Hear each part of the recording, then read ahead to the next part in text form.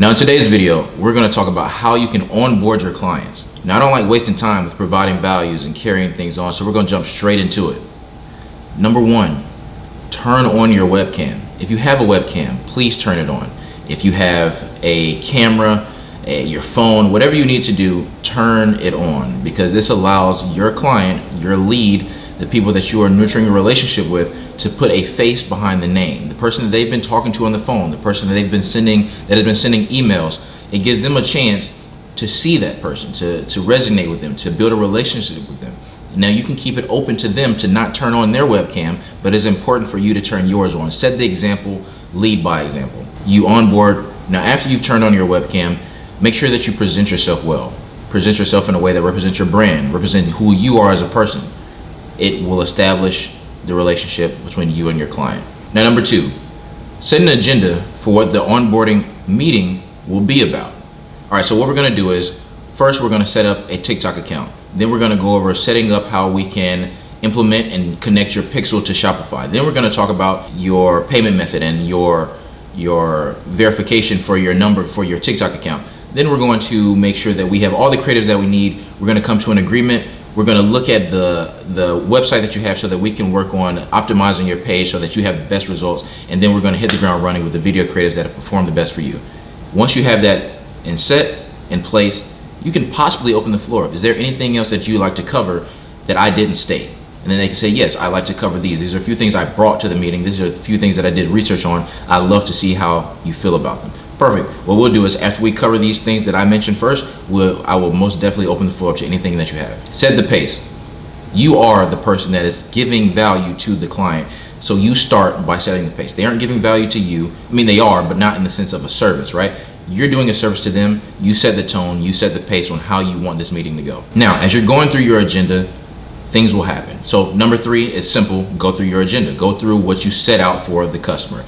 One by one by one. There will be moments where you go back and forth, but try not to jump around too much, because it will be confusing to you to know if you completed something or not, and it will be confusing to them because they'll have multiple tabs open. They won't feel like there's a sense of direction. Number four is an important piece, because it's bound to happen. It has to happen. Maybe not in your first call, but it'll happen in your second. May not happen in your second, it'll happen in your third, but it will happen eventually.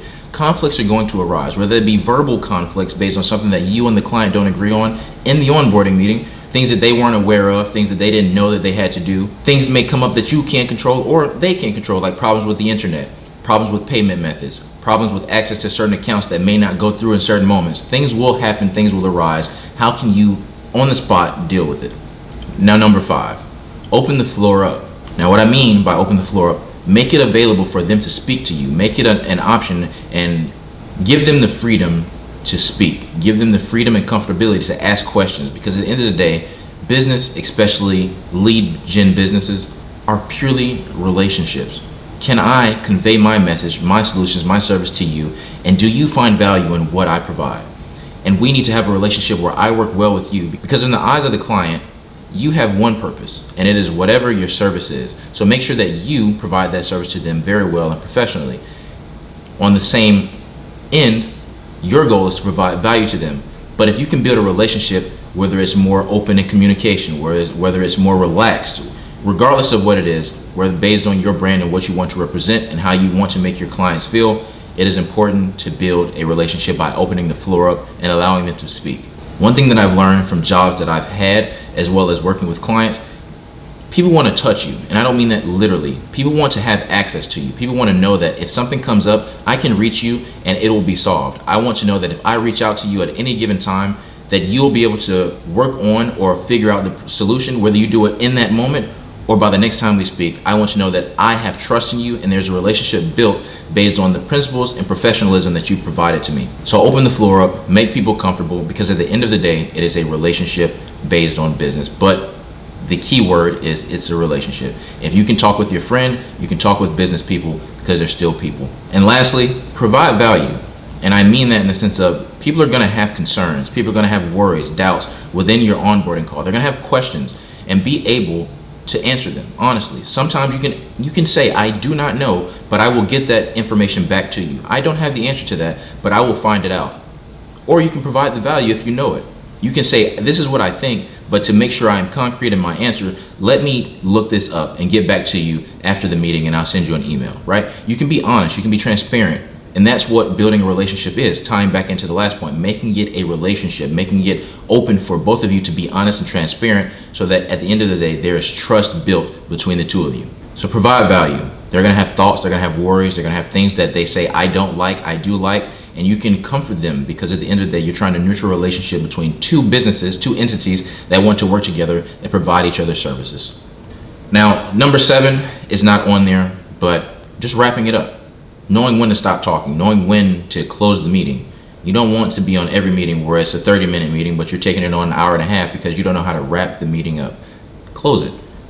Everybody's got out their thoughts. Everybody's got out what concerns them. You've provided value. They've provided something to you. There's nothing else to be said. You don't have to reiterate and keep going back and forth on things that were already said. You can recap, right? So I guess you can say that is the last objective.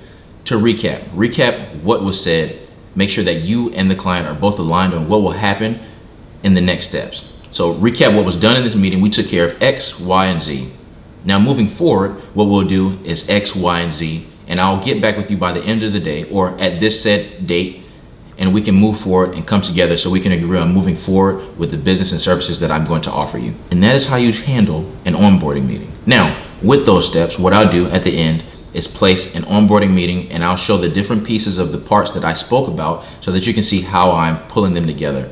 Now, I'll blur out the content, I'll blur out the client just so that it can be confidential, but you can see what I'm saying to make sure that those key points, those key parts of turn on your webcam, set up your agenda, go through the agenda, open the floor up, making it into a relationship, and then recapping, making sure that everything is done and that you agree on next steps.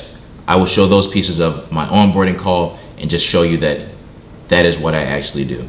So with that being said, I hope you all did enjoy this video. I think there's a lot of value in it, especially if you are maybe not good at getting on the phone with people and talking and just, figuring out the flow of conversation.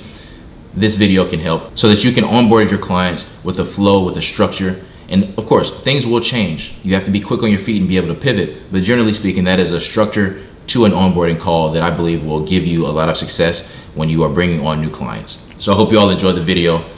I thank you all for watching.